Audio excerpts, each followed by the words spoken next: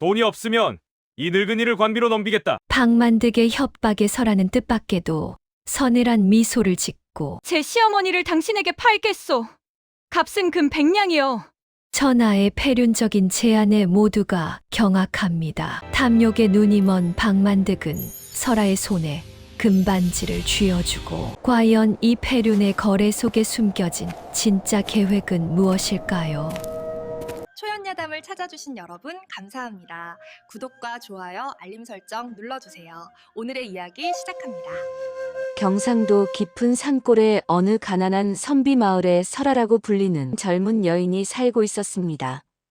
해마다 이어지는 모진 흉년으로 인해 온 마을의 창고는 텅 비었고 사람들의 인심 또한 논바닥처럼 메말라 가던 시절이었지요.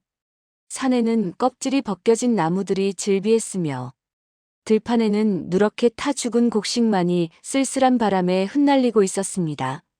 설아의 집 역시 사정은 조금도 다르지 않아 매일같이 솥 바닥을 긁는 날카로운 소리만이 적막한 집안을 가득 채우고 있었습니다. 쌀 한 톨이 사람의 목숨보다 귀하게 여겨지던 그 처참한 보릿고개 앞에서 인간으로서 마땅히 지켜야 할 예의와 염치는 이미 오래전에 잊힌 사치에 불과했습니다. 마을 사람들은 서로의 눈을 피하며 제 입에 들어갈 풀뿌리 하나를 감추기에 급급했고 굶주림에 지친 아이들의 울음소리는 끊이지 않았습니다. 하지만 설아는 그런 모진 세월 속에서도 결코 흐트러짐이 없었습니다. 그녀는 낡아 빠진 무명 치마를 단정히 여미고 매일같이 산을 오르내리며 식구들을 먹여 살릴 방도를 찾으려 애를 쓰고 있었습니다. 비록 배를 채울 것은 쓴 박뿐이었으나 설아의 눈빛만큼은 새벽 이슬처럼 맑고 총명하게 빛나고 있었지요. 그녀는 알고 있었습니다. 이 깊은 어둠이 지나가기 위해서는 단순히 버티는 것 이상의 지혜가 필요하다는 사실을 말이지요. 설아는 본래 한양에서도 이름난 명문가의 고명딸로 태어났으나 가문이 풍비박산나며 이곳 산골 마을의 가난한 선비 이생에게 시집을 오게 되었습니다. 비단옷 대신 거친 삼배옷을 입고 고운 손에는 바늘땀이 가실 날이 없었지만 설아는 단 한 번도 자신의 처지를 비관하며 눈물을 흘린 적이 없었습니다. 병약하여 자리에 누워만 있는 남편 이생을 위해 매일같이 정성으로 탕약을 다리고 배고픔에 성미가 더욱 까다로워진 시어머니 최 씨의 고약한 타박을 묵묵히 받아내는 것이 설아의 고단한 일상이었습니다. 깊은 밤, 희미한 호롱불 아래서 눈이 침침해질 때까지 바느질을 하며 설아는 속으로 수백 번도 더 다짐했습니다. 반드시 이 가문을 다시 일으키고 병든 남편을 살려내어 평범한 행복을 찾겠노라고 말이지요. 설아의 가슴 속에는 비천한 현실에 굴하지 않는 양반가 여인으로서의 강인한 긍지와 사랑하는 가족을 지키고자 하는 뜨거운 열망이 깊이 자리 잡고 있었습니다. 설아의 고운 이마에 맺힌 땀방울은 달빛을 받아 보석처럼 투명하게 빛났고 밤새도록 이어지는 바느질 소리는 적막한 방 안을 채우며 설아의 굳은 의지를 증명하고 있었습니다. 설아는 가난한 살림 속에서도 결코 기품을 잃지 않으려 애쓰며 언젠가 찾아올 서강을 기다리며 묵묵히 오늘이라는 모진 시간을 견뎌내고 있었습니다. 그러던 어느 날 설아의 마당에 불길한 그림자가 들이우기 시작했습니다. 마을의 고리대금업자인 박만득이 건장한 사내들을 거느리고 나타난 것이지요. 박만득은 마을에서 가장 부유했으나 남의 피눈물을 짜내어 재배를 채우는 자로 악명이 높았습니다. 박만득은 설아의 집 앞에 멈춰서서 음흉한 눈빛으로 집안을 훑어보았습니다. 박만득의 입가에는 비릿한 미소가 걸려 있었고 그 눈에는 탐욕이 가득했습니다. 시어머니 최 씨는 마당으로 뛰어나와 박만득의 앞을 막아섰으나 이미 기세에 눌려 목소리가 떨리고 있었습니다. 최 씨는 배고픔 때문에 더욱 날카로워진 목소리로 소리를 질렀지만 박만득은 코방귀를 끼며 설아의 방 쪽을 뚫어지게 바라보았습니다. 방 안에서 바느질하던 설아는 손끝에 전해지는 서늘한 기운에 잠시 바늘을 멈추었습니다. 창호지 너머로 들려오는 거친 숨소리와 박만득의 비열한 웃음소리는 평화롭던 설아의 삶을 뒤흔들 거대한 폭풍을 예고하고 있었습니다. 설아는 가슴이 두근거렸으나 겉으로는 평온을 유지하며 천천히 고개를 들었습니다.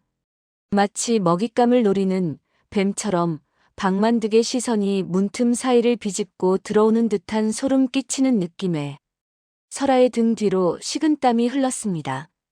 이제 곧 피할 수 없는 운명의 장난이 시작될 것임을 직감한 것이지요. 시어머니 최 씨의 타박은 날이 갈수록 심해졌습니다. 배고픔은 인자하던 성품마저 앗아갔고 최 씨는 틈만 나면 설아를 향해 모진 말을 쏟아냈습니다. 내 팔자가 기구하여 이런 며느리를 얻었구나.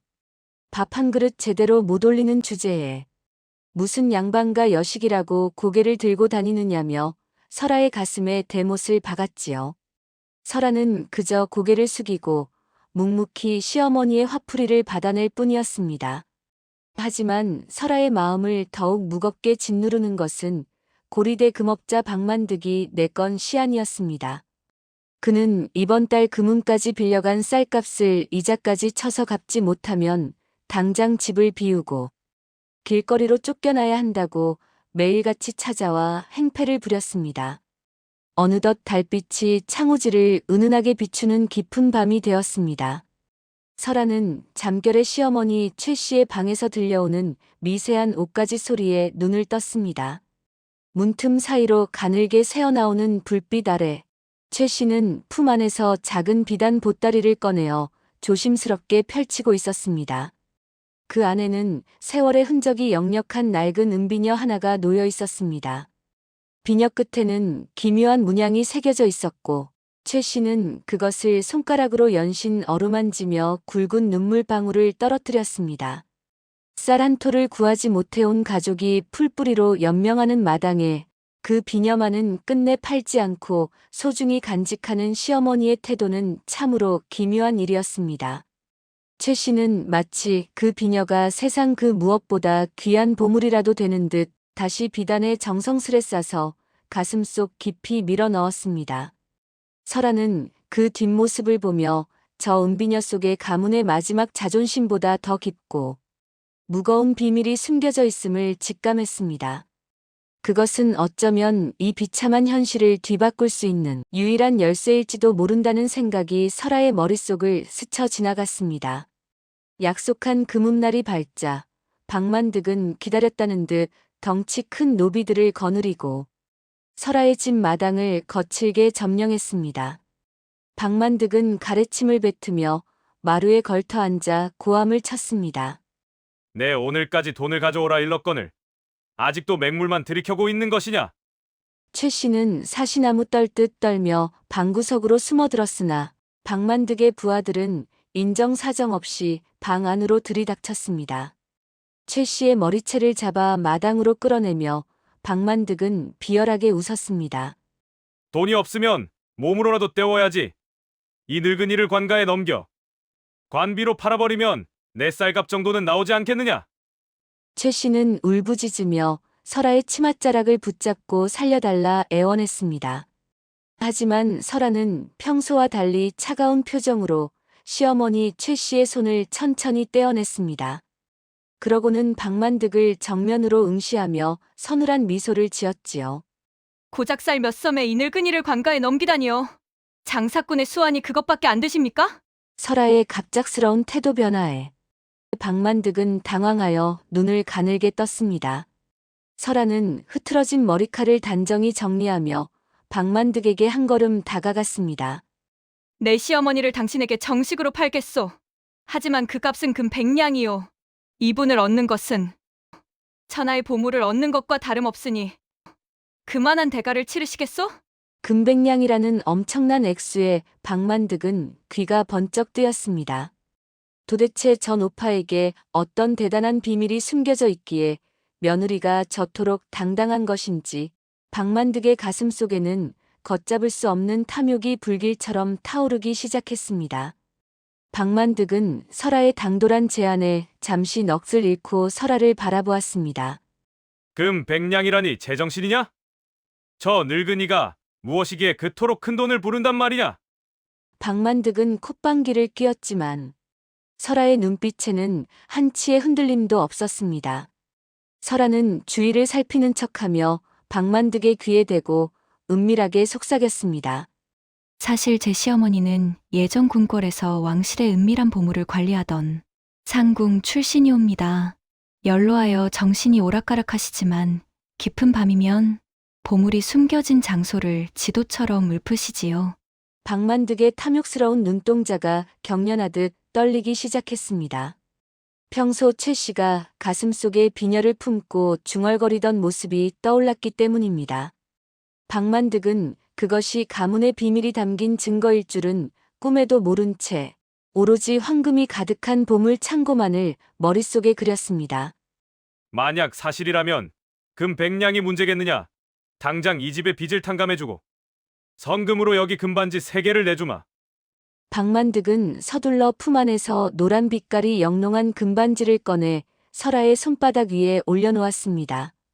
설아는 차가운 손등 위로 느껴지는 금부치의 무게감을 느끼며 속으로 조용히 웃음을 삼켰습니다.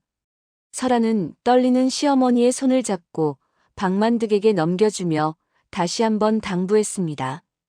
이분은 매우 귀한 분이니 부디 급진히 모셔야 할 것입니다. 만약 털끝 하나라도 상한다면 보물의 행방은 영영 사라질 것이니까요. 박만득은 눈이 멀어 고개를 세차게 끄덕이며 최 씨를 가마에 태우라고 명했습니다. 최 씨는 며느리의 배신에 가슴을 치며 곡을 하였지만 설아는 그저 무표정한 얼굴로 시어머니를 떠나보냈습니다. 박만득의 집으로 향하는 가마 뒤로 설아는 손에 쥔 금반지를 꽉 쥐었습니다.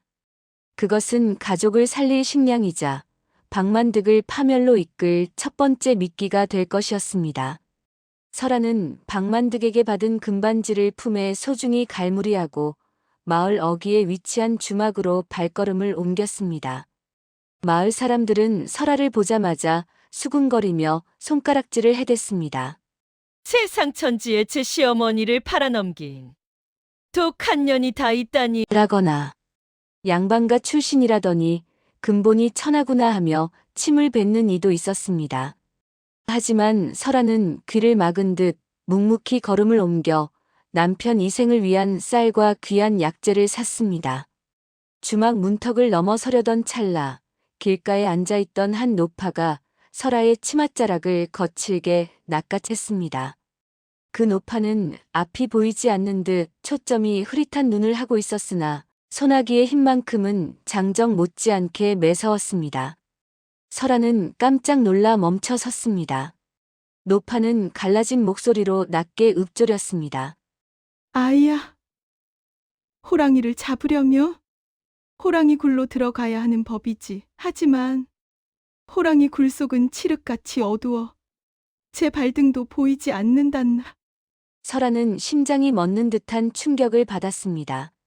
자신의 속마음을 꿰뚫어보는 듯한 노파의 말에 설아는 뒷걸음질을 쳤습니다. 노파는 이내 손을 놓으며 기괴한 웃음을 흘렸습니다. 금부치가 입을 열면 진실은 눈을 감는 법이야. 부디 내가 심은 씨앗이 독초가 되지 않도록 조심하거라. 설아는 노파에게 정체를 물으려 했으나 노파는 어느새 지팡이를 짚고 저 멀리 안개 속으로 사라져버렸습니다. 설아는 주위의 시선보다 더 차가운 전율이 온몸을 감싸는 것을 느꼈습니다. 저 노파가 말한 호랑이 굴은 필시 박만득의 집을 의미하는 것일 테지요. 설아는 마을 사람들의 욕설보다 노파의 경고를 가슴 깊이 새기며 이제 정말 돌이킬 수 없는 승부의 시작점에 서 있음을 깨달았습니다. 설아는 이생이 마실 탕약을 생각하며 다시금 마음을 다잡았습니다. 집으로 돌아가는 길, 설아는 가슴속에 품은 금부치가 주는 무게감보다 시어머니, 최 씨에 대한 죄책감과 걱정으로 마음이 무거웠습니다. 하지만 그것은 더 큰 정의를 구하고 박만득이라는 악인을 처단하기 위한 필연적인 희생이었지요. 설아의 머릿속에는 노파의 목소리가 환청처럼 맴돌았습니다. 설아는 어둠 속에서도 길을 잃지 않기 위해 스스로 등불이 되어야겠다고 결심하며 무거운 발걸음을 재촉하여 쓰러져가는 집으로 향했습니다. 소문은 발 없는 말이 되어 마을 구석구석으로 삽시간에 퍼져나갔습니다. 설아가 돈 몇 푼에 시어머니를 방만득의 집에 팔아넘겼다는 이야기는 사람들의 분노를 사기에 충분했지요. 다음 날 아침 설아가 남편 이생의 약을 짓기 위해 대문을 나섰을 때 마을 사람들은 약속이라도 한 듯 설아의 앞을 가로막았습니다. 저기 보게나 저 인면수심의 며느리가 낯짝도 두껍게 밖을 돌아다니는구먼. 하며 누군가 설아의 발치에 침을 뱉었습니다. 철없는 아이들은 설아를 향해 돌멩이를 던졌고 여인네들은 바가지에 담긴 구정물을 설아의 치맛자락에 끼얹었습니다. 설아의 고운 얼굴 위로 튄 오물이 흘러내렸지만 설아는 눈 하나 깜빡이지 않고 묵묵히 길을 걸었습니다. 가슴속은 칼로 베이는 듯한 통증이 밀려왔으나 설아는 입술을 짓씹으며 그 수모를 온몸으로 견뎌냈습니다. 지금 여기서 무너진다면 시어머니 최 씨를 방만득의 소굴로 보낸 자신의 결단이 아무런 의미도 없게 될 것이었기 때문이지요. 설아는 부들부들 떨리는 손을 옷소매 안으로 감추고는 오로지 앞만을 바라보며 걸음을 재촉했습니다. 사람들의 지탄은 설아의 등 뒤에서 끈질기게 따라붙었지만 설아의 마음속에는 오직 하나 시어머니와 약속했던 은밀한 계획만이 등불처럼 타오르고 있었습니다. 설아는 자신을 향한 돌팔 매질이 거세질수록 오히려 방만득이 자신을 더욱 완벽하게 믿게 될 것이라 확신하며 차가운 눈물을 삼켰습니다. 한편 방만득의 집 지하 골방에 갇힌 시어머니 최 씨는 두려움에 떨면서도 품 안의 비녀를 더욱 세게 쥐었습니다. 방만득은 최 씨를 닥달하며 보물 지도를 내놓으라 소리를 질렀으나 최 씨는 그저 정신이 나간 사람처럼 묵묵부답으로 일관했지요. 방만득은 최 씨의 입이 열리지 않자 분통을 터뜨리며 잠시 자리를 비웠습니다. 그 사이 최 씨는 떨리는 손으로 은비녀의 머리 부분을 힘껏 돌렸습니다. 놀랍게도 단단해 보이던 비녀의 머리가 부드럽게 돌아가며 그 안에서 아주 작고 얇은 종이 뭉치가 모습을 드러냈습니다. 이것은 설아가 방만득에게 말했던 황금 보물 지도가 아니라 방만득의 선친이 과거에 저질렀던 역모의 증거와 조정의 공금을 횡령한 내역이 낱낱이 기록된 피의 밀지였습니다. 최 씨는 과거 궁궐에서 상궁으로 일하던 시절 우연히 이 은밀하고도 거대한 비극의 목격자가 되었던 것이지요. 최 씨는 이 증거를 지키기 위해 평생을 가난 속에 숨어 지내며 방만득의 눈을 피해왔던 것입니다. 하지만 설아는 이미 시어머니의 범상치 않은 행동과 비녀를 향한 집착을 통해 모든 진실을 간파하고 있었습니다. 설아가 시어머니를 방만득에게 판 것은 단순히 돈을 얻기 위함이 아니었습니다. 방만득의 탐욕을 이용해 그를 안심시키고 시어머니를 방만득의 집 내부로 잠입시켜 결정적인 증거를 완성하려 했던 치밀한 계책이었지요. 방만득은 자신이 천하의 보물을 얻었다고 믿었으나 사실은 제 목을 조를 날카로운 칼날을 제 발로 집안에 들인 셈이었습니다. 설아는 집에서 남편의 탕약을 다리며 시어머니가 무사히 신호를 보내기만을 간절히 기도했습니다. 탕약이 끓어오르는 소리가 마치 설아의 심장 소리처럼 방 안을 가득 메웠습니다. 설아의 눈빛은 이제 슬픔보다는 단단한 결의로 가득 차 있었고 복수의 서막이 오르기를 묵묵히 기다리고 있었습니다. 방만득의 대저택은 평소보다 더욱 화려한 등불로 불을 밝히고 있었습니다. 보름달이 휘영청 밝게 떠올라온 세상을 은빛으로 물들인 그 밤, 방만득의 집안에는 기묘한 평화가 감돌고 있었지요. 방만득은 최 씨가 곧 보물의 위치를 실토할 것이라 굳게 믿으며 그녀에게 비단요를 깔아주고 산해진미가 가득한 상을 내어주었습니다. 마치 길을 잃은 왕실의 어른을 모시는 듯한 지극정성이었으나 그 이면에는 시퍼런 탐욕의 칼날이 숨겨져 있었습니다. 설아는 남편 이생에게 먹일 미음을 쏘아놓고는 방만득의 집을 향해 무거운 발걸음을 옮겼습니다. 마을 사람들의 따가운 시선은 여전했지만 설아는 아랑곳하지 않았습니다. 박만득의 집 대문에 도착한 설아는 문지기에게 며느리로서 마지막 인사를 올리러 왔다고 청했습니다. 박만득은 기분이 좋았는지 흔쾌히 설아를 안채로 들여보내 주었지요. 최 씨와 설아가 마주 앉은 방 안은 정적만이 가득했습니다. 박만득은 문 밖에서 귀를 기울이며 두 사람의 대화를 엿듣고 있었지만 설아는 이미 그 사실을 눈치채고 있었습니다. 설아는 일부러 목소리를 높여 울먹이는 척 연기를 시작했습니다. 어머니, 부디 박 대감님께 보물의 위치를 말씀드리고 편히 지내십시오. 그래야 우리 가문도 살고 저도 살지 않겠습니까? 설아의 말에 박만득은 입가에 비릿한 미소를 지으며 무릎을 탁 쳤습니다. 하지만 그 순간 최 씨는 설아의 손등 위에 자신의 거친 손을 겹쳐 올렸습니다.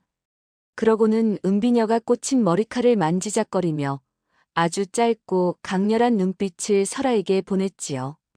그것은 모든 준비가 끝났다는, 그리고 비녀 속의 밀지를 안전하게 확보했다는 무언의 신호였습니다. 설아는 가슴이 터질 듯 두근거렸으나 짐짓 태연하게 눈물을 닦아냈습니다. 박만득은 두 여인이 나누는 눈빛의 의미를 꿈에도 모른 채 곧 손에 쥐게 될 황금 보물에 취해 호탕하게 웃어젖혔습니다. 그 웃음소리가 담장을 넘어 적막한 밤 공기를 가를 때 설아는 보름달을 향해 조용히 읊조렸습니다. 이제 모든 조각이 맞춰졌으니 남은 것은 거대한 폭풍이 이 탐욕의 성을 집어삼키는 일뿐이라고 말이지요. 방 안을 가득 채운 화려한 촛불이 일렁이며 두 여인의 그림자를 길게 늘어뜨렸고 그 평화로움은 마치 깨지기 직전의 얇은 얼음판처럼 위태롭게 빛나고 있었습니다. 박만득의 인내심은 그리 오래가지 않았습니다. 하루가 지나고 이틀이 지나도 최 씨가 입을 열지 않자 박만득의 얼굴에서는 너그러운 주인 행세가 사라지고 대신 독사 같은 본성이 고개를 들었습니다. 박만득은 최 씨에게 내주었던 비단요를 거두고 다시 차가운 골방으로 그녀를 몰아넣었습니다. 내 인내심도 이제 한계다. 오늘 밤까지 그 보물지도를 내놓지 않는다면 너는 물론이고 내 며느리와 병든 아들놈까지 모조리 관가에 넘겨버릴 것이야. 박만득의 호통은 산자락을 뒤흔들 듯 매서웠습니다. 그 소식은 삽시간에 설아의 귀에 들어왔습니다. 설아는 더 이상 지체할 시간이 없음을 깨달았습니다.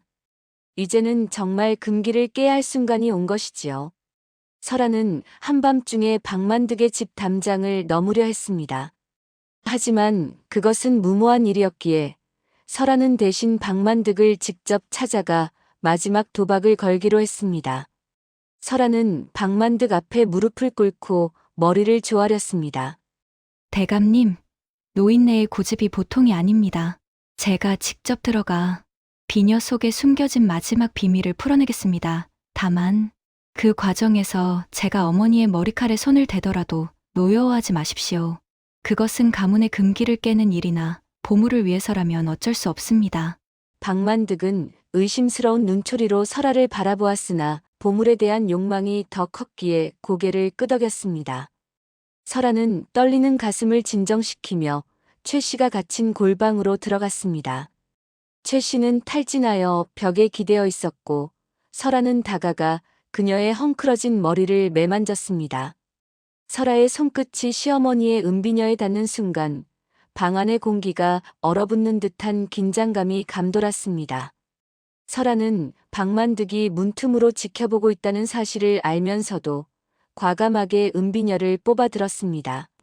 며느리가 시어머니의 비녀를 강제로 빼앗는 것은 조선 사회에서 차마 눈뜨고 볼 수 없는 불효 중의 불효였으나 설아는 주저하지 않았습니다. 어머니, 이제 그만 욕심을 버리십시오. 이것이 우리 모두가 사는 길입니다. 설아의 외침과 함께 은비녀가 뽑혀 나오자 최 씨는 비명을 지르며 쓰러지는 연기를 했습니다. 박만득은 그 광경을 보고 드디어 보물의 열쇠가 자신의 손에 들어오리라 확신하며 쾌재를 불렀습니다. 하지만 설아의 소매 속으로 들어간 것은 비녀뿐만이 아니었습니다.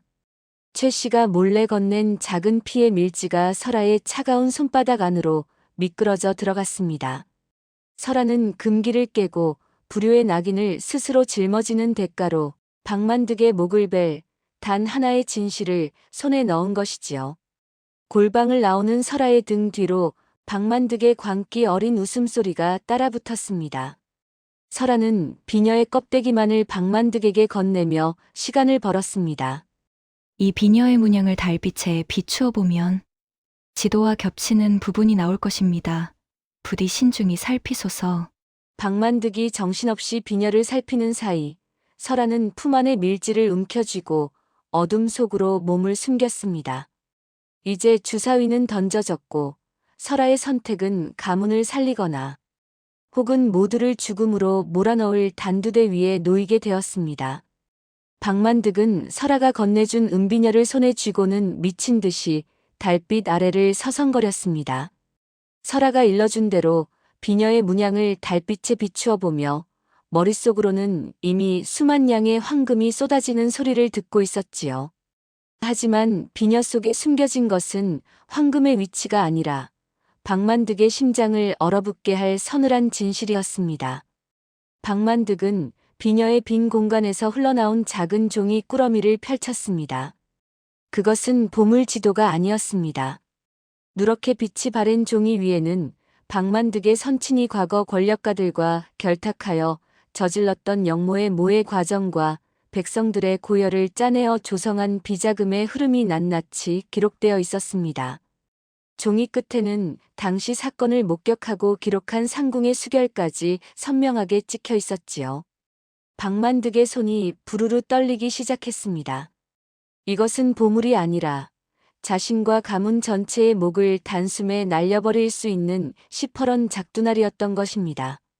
박만득은 그제야 설아의 차가운 미소와 시어머니 최 씨의 묘한 눈빛이 무엇을 의미하는지 깨달았습니다. 설아는 처음부터 금백량 따위에는 관심이 없었습니다.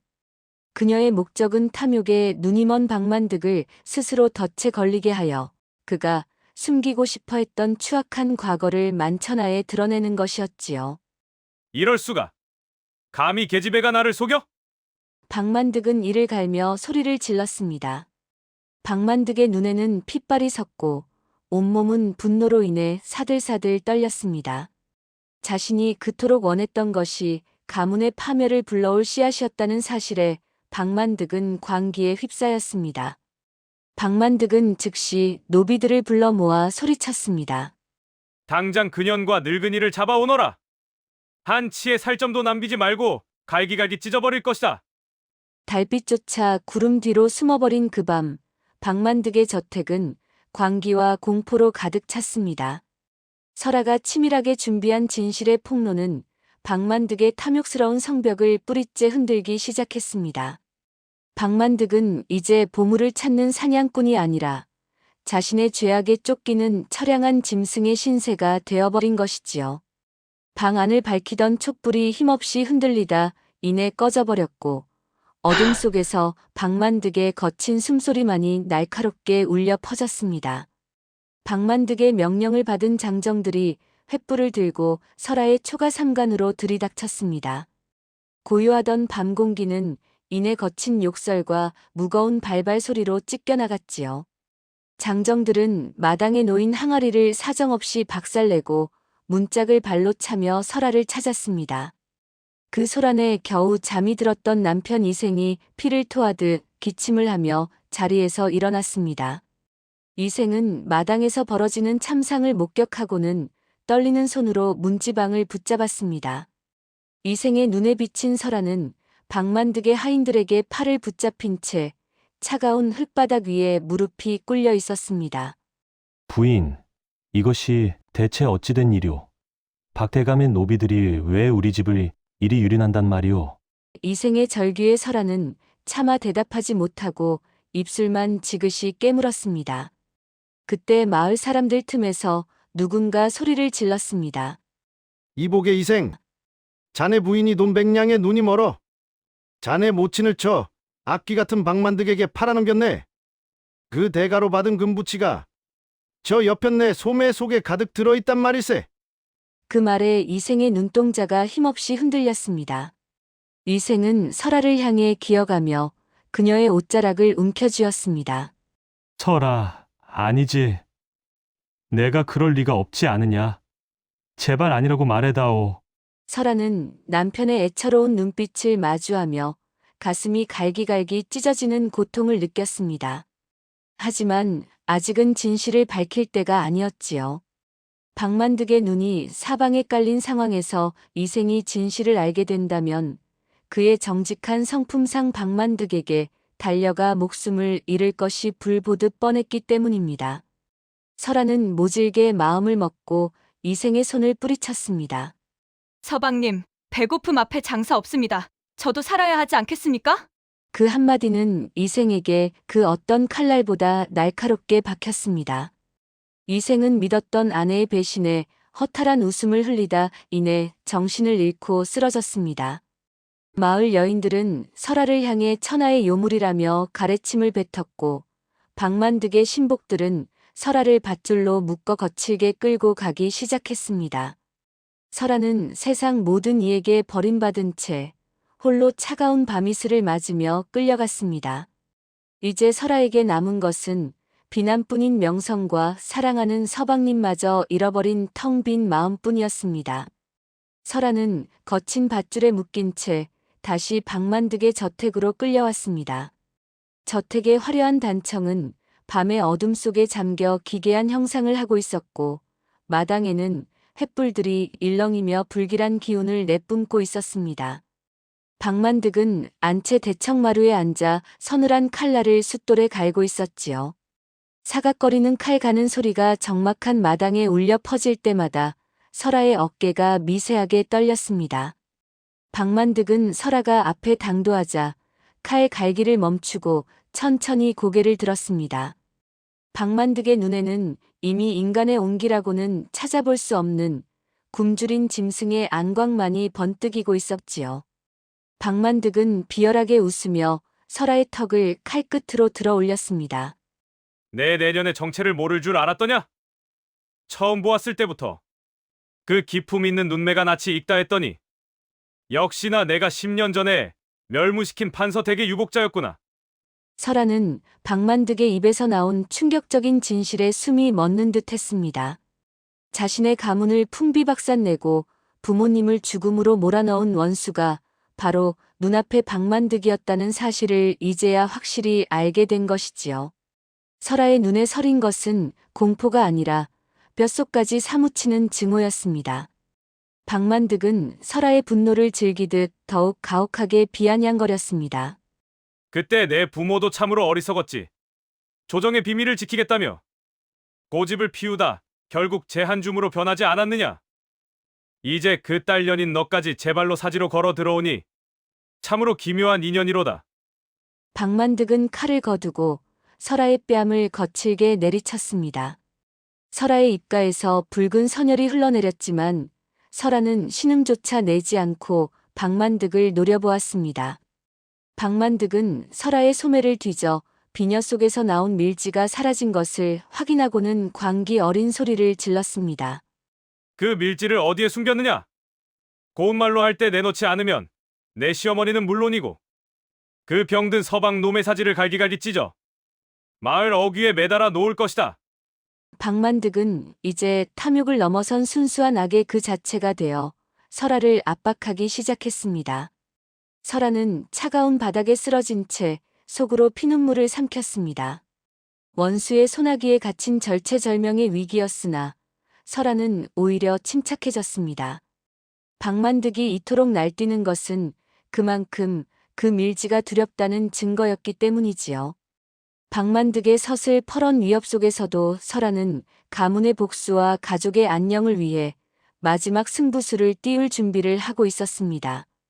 박만득은 설아를 볕조차 들지 않는 축축하고 차가운 창고에 가두었습니다.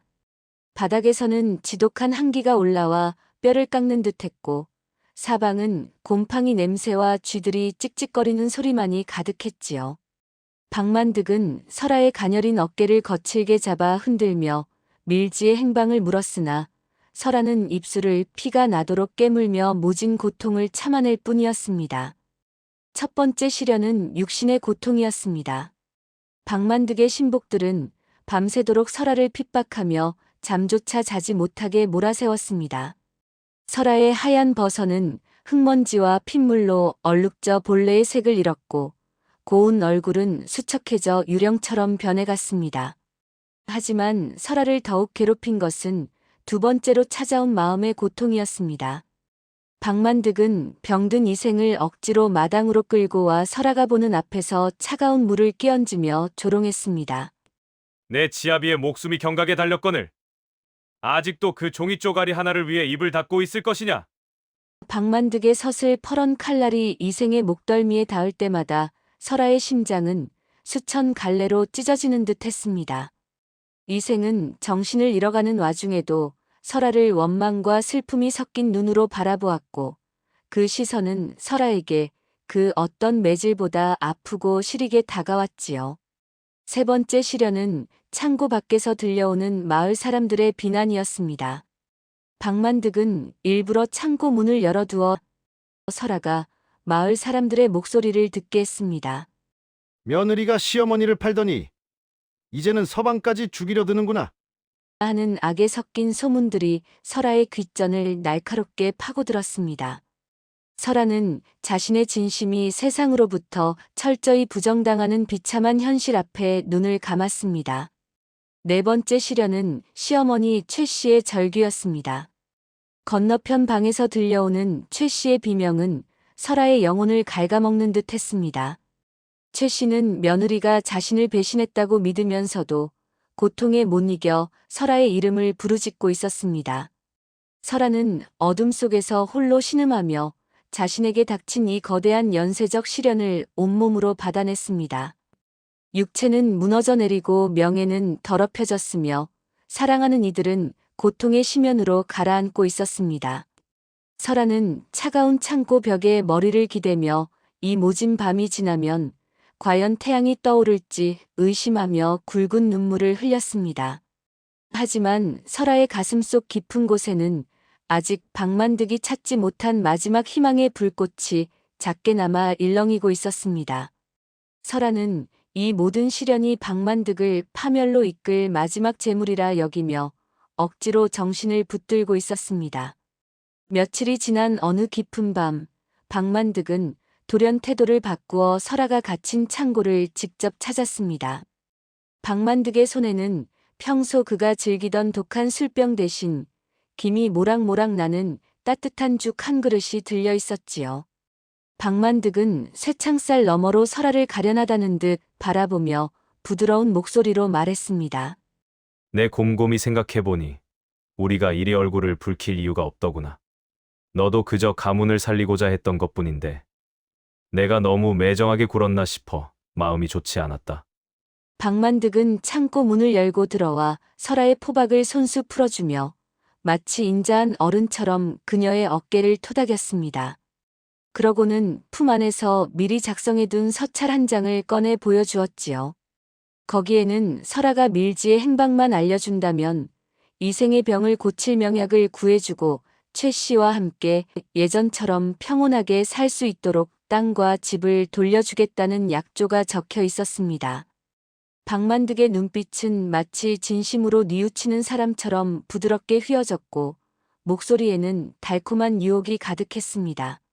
하지만 설아는 박만득의 이 눈부신 호의가 쥐를 잡기 위해 놓아둔 기름진 비계와 같다는 사실을 단번에 간파했습니다. 밀지의 행방을 말하는 순간 박만득은 약조를 적은 서찰을 불태우고 자신들의 목을 칠 것이 분명했지요. 설아는 박만득의 거짓된 눈동자를 마주하며 짐짓 흔들리는 척 고개를 떨고 왔습니다. 대감님, 정말 그 약조를 지켜주시는 것이옵니까? 저도 이제는 지쳤사옵니다. 설아의 가느다란 목소리에 박만득은 속으로 쾌재를 불렀습니다. 이제 다 넘어왔다고 믿은 박만득은 설아를 품에 안는 척하며 더욱 거세게 밀지의 위치를 종용했습니다. 그것은 구원이 아니라 벼랑 끝으로 등 떠미는 악마의 속삭임이었고 설아는 그 거짓된 평화 아래서 마지막 반격을 위한 칼날을 더욱 날카롭게 갈았습니다. 설아의 망설임이 길어지자 박만득의 인내심은 마침내 바닥을 드러내고 말았습니다. 설아의 눈동자 속에서 흔들림 없는 결의를 읽어낸 박만득은 자신이 내민 거짓 구원이 통하지 않았음을 깨닫고는 들고 있던 죽그릇을 바닥에 내팽개쳤습니다. 사기 그릇이 날카로운 소리를 내며 박살나고 허연 죽이 오물처럼 바닥을 뒹굴었습니다. 박만득의 얼굴은 이제 인간의 형상이라기보다는 지옥에서 올라온 귀신처럼 험악하게 뒤틀려 있었습니다. 내년이 끝까지 나를 기만하는구나. 오냐? 정령 죽어야 입을 열겠다면 기꺼이 그 소원을 들어주마. 박만득은 광기 어린 눈으로 창고 밖의 신복들에게 소리를 질렀습니다. 창고 문을 걸어 잠그고 당장 불을 질러라. 쥐새끼 한 마리도 살아나가지 못하게 연기로 숨통을 끊어버릴 것이다. 박만득의 서슬퍼런 명령이 떨어지기가 무섭게 장정들이 마른 집단을 창고 사방에 쌓아 올리기 시작했습니다. 설아는 거칠게 닫히는 문틈 사이로 멀어지는 박만득의 비열한 뒷모습을 보며 숨이 막히는 공포를 느꼈습니다. 곧이어 타닥거리는 소리와 함께 매캐한 연기가 문틈을 타고 창고 안으로 밀려들어왔지요. 붉은 불길은 배고픈 짐승처럼 메마른 나무벽을 핥으며 순식간에 창고 전체를 집어삼키려 들었습니다. 뜨거운 열기가 피부를 태울 듯 다가왔고 시커먼 연기는 설아의 목구멍을 사정없이 조여왔습니다. 그때 창고 구석에 정신을 잃고 쓰러져 있던 시어머니 최 씨가 뜨거운 열기에 신음하며 눈을 떴습니다. 최 씨는 불바다가 된 창고 안에서 자신을 구하려 달려오는 설아를 보며 굵은 눈물을 흘렸습니다. 애야, 나 같은 늙은이는 버려두고 어서 나가거라. 얘가 살아야 우리 이생이도 살고 가문의 원수도 갚을 것 아니냐. 최 씨의 절규에도 설아는 치맛자락을 찢어 물을 적셔 최 씨의 코와 입을 막아주었습니다. 어머니, 절대로 혼자 두지 않겠습니다. 조금만 참으십시오. 분명 길이 있을 것입니다. 설아는 타오르는 석가래가 머리 위로 위태롭게 흔들리는 와중에도 시어머니를 부축해 일으켰습니다. 불길은 더욱 거세져 이제 창고 안은 지옥의 한복판처럼 변해버렸지요. 뻘건 불꽃이 설아의 옷자락에 옮겨 붙으려 할 때 시어머니 최 씨는 평소의 나약한 모습은 온데간데 없이 설아를 밀치며 무너져 내리는 벽 쪽으로 몸을 날렸습니다. 최 씨는 온몸으로 불붙은 가시덤불과 나무 더미를 밀어내며 설아가 빠져나갈 작은 틈을 만들었습니다. 설아, 내 말이 맞았다. 나를 박만득의 집에 보낸 것이 이 늙은이의 죄를 씻고 가문을 살릴 유일한 길이었어. 어서 가거라 하. 암행어사에게 그 밀지를 전해야 한다. 최 씨의 머리카락이 불길에 타들어가고 살같이 데이는 고통 속에서도 그녀는 설아를 밖으로 밀어내기 위해 마지막 힘을 짜냈습니다. 설아는 시어머니의 희생 앞에 목 놓아 울부짖었으나 지금 여기서 머뭇거린다면 두 사람 모두의 목숨이 헛되이 사라질 것임을 알고 있었습니다. 창고 밖에서는 박만득이 불길을 보며 호탕하게 웃어젖히는 소리가 들려왔습니다. 설아는 연기 때문에 보이지 않는 앞을 향해 필사적으로 손을 뻗었습니다. 그때였습니다. 무너져 내리는 창고 지붕 너머로 밤하늘을 가르는 날카로운 파죽지새의 소리가 들려온 것이지요. 그것은 단순히 바람 소리가 아니었습니다. 수십 명의 장정이 일제히 내지르는 함성이었고 어둠을 뚫고 달려오는 광군들의 말발굽 소리였습니다. 박만득의 광기 어린 웃음소리가 멈추고 당황한 기색이 역력한 비명으로 바뀌는 순간 설아는 희미해져가는 의식 속에서도 직감했습니다. 드디어 진실의 심판이 시작되었음을 말이지요. 불길이 설아의 발끝까지 차올랐을 때 창고 문이 강력한 힘에 의해 박살나며 찬 바람이 들이닥쳤습니다. 설아는 그 찬 공기를 들이마시며 마침내 어둠 속으로 정신을 놓아버렸습니다. 암행어사 출두야. 칠흑 같은 어둠을 뚫고 울려 퍼진 그 한마디는 박만득의 심장을 그대로 꿰뚫는 화살과도 같았습니다.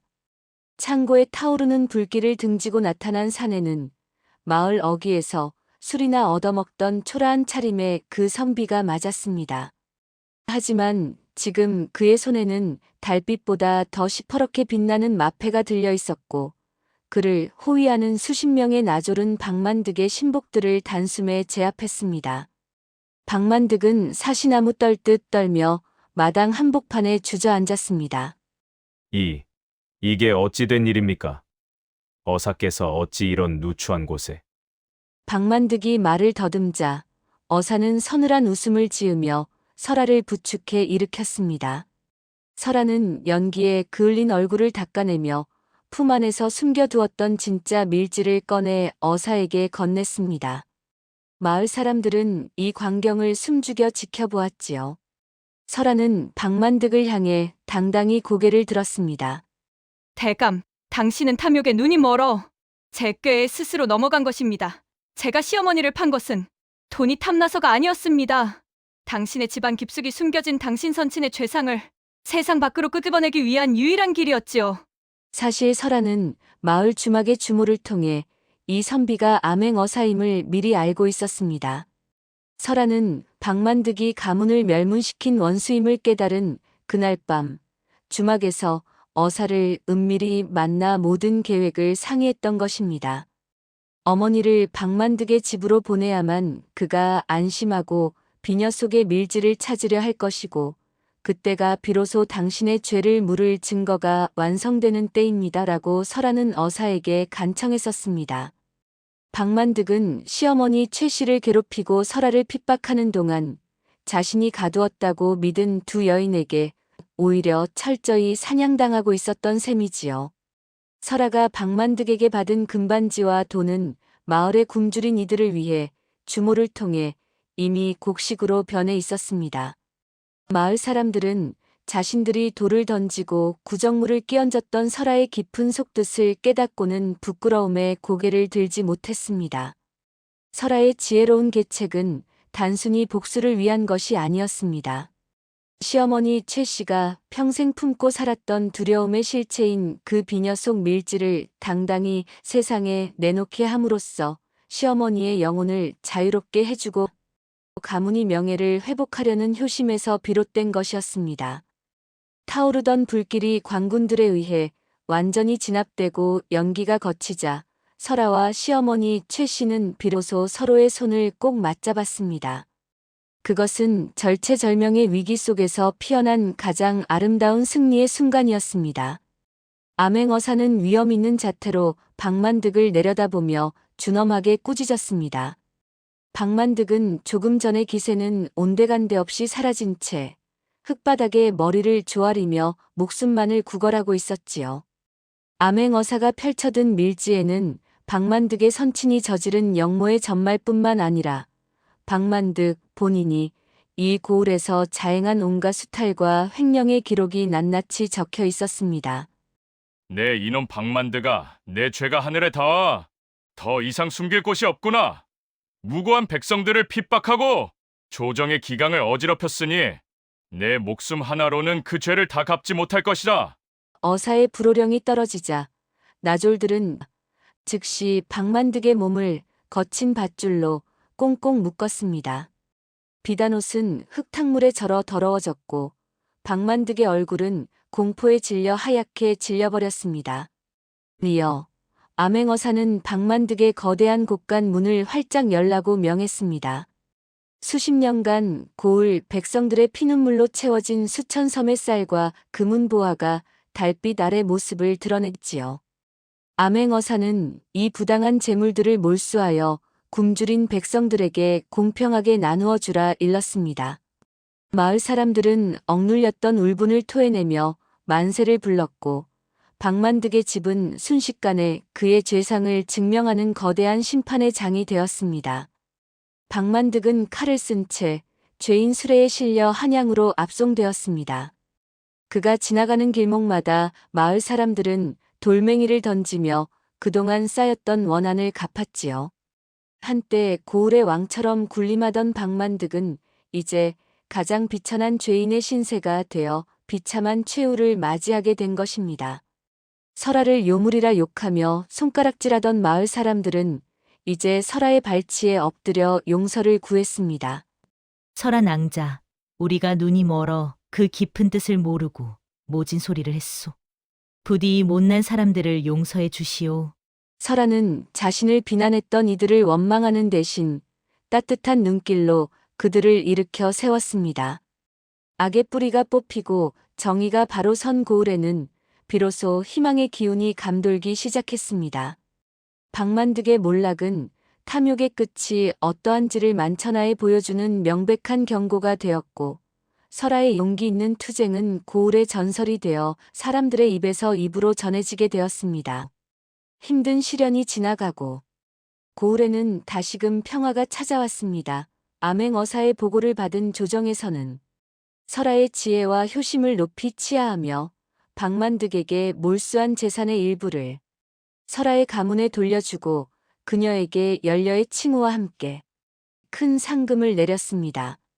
무너졌던 가문의 명예는 다시금 드높아졌고 설아의 이름은 인근 수백 리까지 널리 알려지게 되었지요. 병약했던 남편 이생은 설아가 정성껏 구한 명약과 지극한 간호 덕분에 기적처럼 병석을 털고 일어났습니다. 그는 자신을 위해 험한 오명을 뒤집어 썼던 아내의 손을 꼭 잡으며 지난날의 오해를 눈물로 사죄했습니다. 설아 역시 남편의 건강한 모습을 보며 그동안 가슴속에 맺혔던 응어리를 모두 풀어내었지요. 시어머니 최 씨는 이제 며느리 설아를 친딸보다 더 아끼고 사랑하는 든든한 버팀목이 되었습니다. 최 씨는 마을 사람들을 만날 때마다 우리 며느리가 나를 판 것은 나를 죽이려 함이 아니라 나를 박만득의 그늘에서 구하고 우리 가문을 살리려 한 천하의 명약이었네라며 설아의 자랑을 아끼지 않았습니다. 두 사람은 매일 아침 함께 마당을 쓸고 정겹게 담소를 나누며 고을에서 으뜸가는 화목한 고부 사이가 되었습니다. 세월이 흘러 흉년이 지나고 풍년이 찾아왔을 때 설아의 집 마당에는 예전의 텅 빈 창고 대신 넉넉한 인심이 가득 들어찼습니다. 설아는 나라에서 받은 상금을 마을의 가난한 이들을 돌보는데 아낌없이 사용하며 진정한 양반의 덕목이 무엇인지를 몸소 보여주었지요. 마을 사람들은 이제 설아를 볼 때마다 존경의 마음을 담아 고개를 숙였고 그녀의 지혜로운 이야기는 아이들의 잠자리 머리맡에서 들려주는 가장 재미있는 전설이 되었습니다. 옛말에 지혜는 칼보다 날카롭고 덕은 방패보다 단단하다는 말이 있습니다. 설아는 굶주림과 핍박이라는 거대한 시련 앞에서도 결코 자신을 잃지 않았고 오히려 그 위기를 기회로 바꾸어 원수를 갚고 가족을 구했습니다. 그녀가 시어머니를 팔아넘겼다는 파격적인 선택 이면에는 자신을 희생해서라도 진실을 밝히고자 했던 숭고한 용기가 숨겨져 있었던 것이지요. 진정한 지혜는 눈앞의 이익을 쫓는 것이 아니라 멀리 내다보며 소중한 가치를 지켜내는 힘이라는 사실을 우리는 설아의 이야기를 통해 다시금 깨닫게 됩니다. 겉모습만 보고 타인을 판단하기보다 그 속에 담긴 진심을 보려 노력할 때 비로소 세상은 조금 더 따뜻하고 밝은 곳으로 변해갈 것입니다. 오늘의 이야기가 당신의 마음에 작은 울림을 드렸다면 댓글로 여러분의 의견을 남겨주세요. 앞으로도 따뜻하고 행복한 이야기들로 찾아뵐 수 있도록 구독과 좋아요, 알림 설정 꼭 부탁드립니다. 그럼 오늘이 당신의 인생 최고의 하루가 되시길 응원하겠습니다. 감사합니다.